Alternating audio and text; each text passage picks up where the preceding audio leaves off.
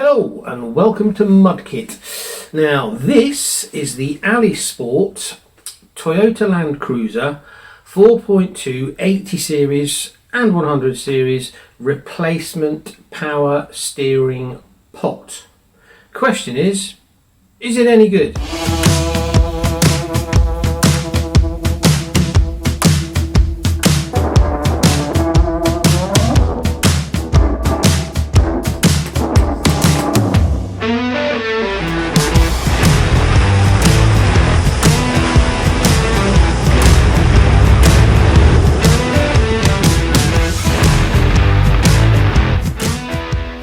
Hell yes.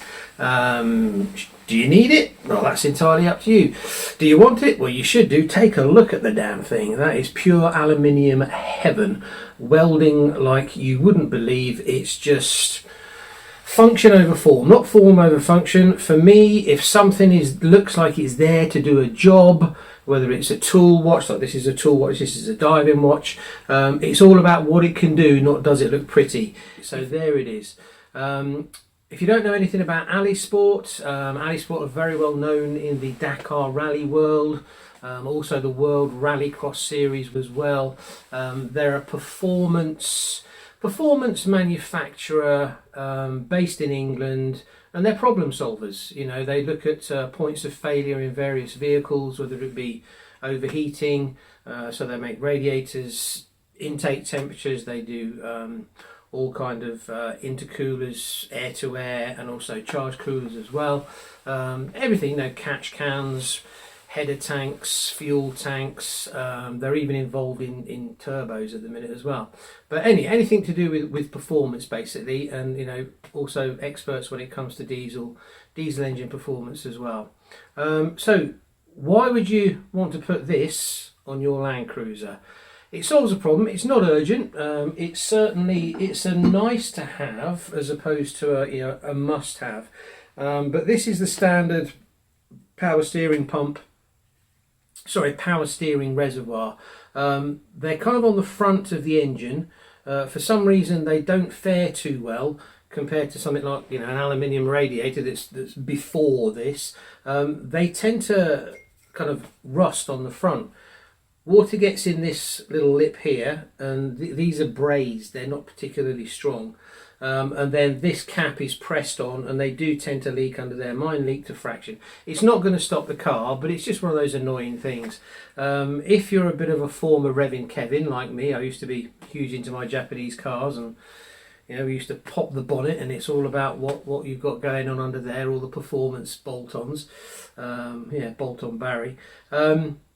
You understand where I'm coming from. For me, I've got back into my Japanese cars with the Toyota Landcruiser after coming away from Land Rover, and I want to make my engine bay look, like it's there to do the business. Great place to start. Straight 6 4.2 turbo diesel. Mine's had the pump tuned on it, and it's already got a charge cooler on it.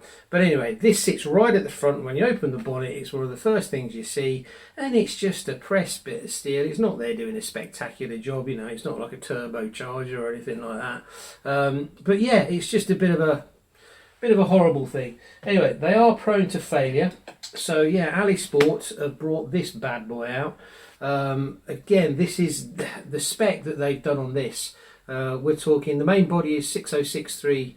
I think that's marine grade stainless steel. The brackets are made of 5251, which I believe is corrosion resistant marine grade, I believe.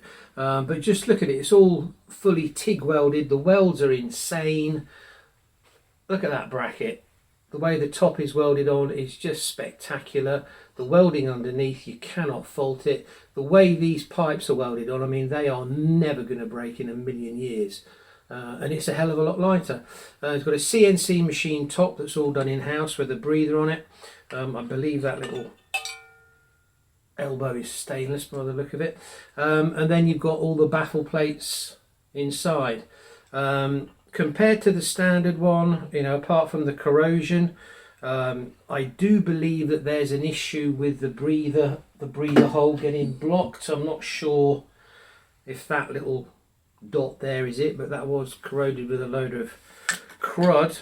and I don't know what all that springy stuff's about, unless it's some kind of a temperature, you know, like a thermostat that opens up that hole. Either way, a tube like that works a lot better.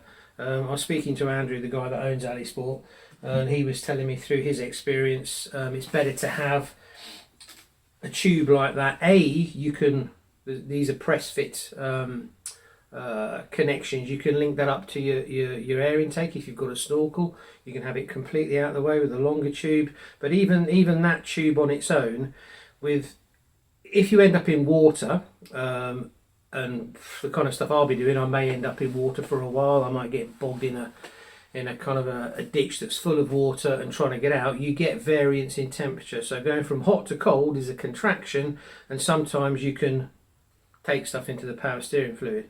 This tube, even as it is long enough. The amount that you would suck in would be less than 1 inch anyway. So there's plenty of room there for it to kind of, if anything does want to come in, it'll only go so far and then it'll get out again.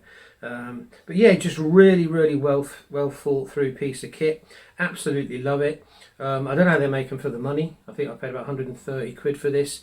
They do an aluminium one as well that's not powder coated, but I've got a bit of a black and blue thing going on with my current vehicle, so I thought that fitted in perfectly.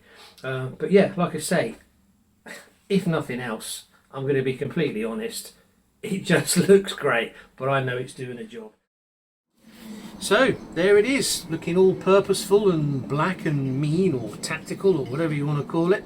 Installation wise, very simple. There's just 3 bolts. I've replaced those with stainless steel, put a little bit of aluminium kind of slip in there as well.